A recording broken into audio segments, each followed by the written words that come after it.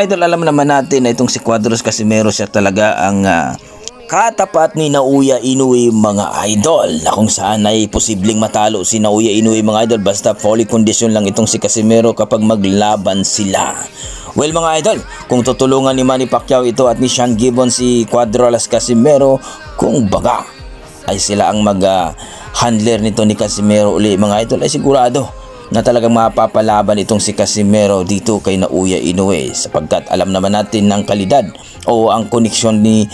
Sean Gibbons at Manny Pacquiao mga idol sa boxing industry ay talagang mapapalaban dito si Naoya Inoue. Ang kulang na talaga ni Cuadros Casimero mga idol, ang magkaroon siya ng promoter na malupit o matchmaker na malupit mga idol at strength conditioning coach o nutritionist mga idol para makuha ang tamang timbang para walang problema pagdating sa laban mga idol.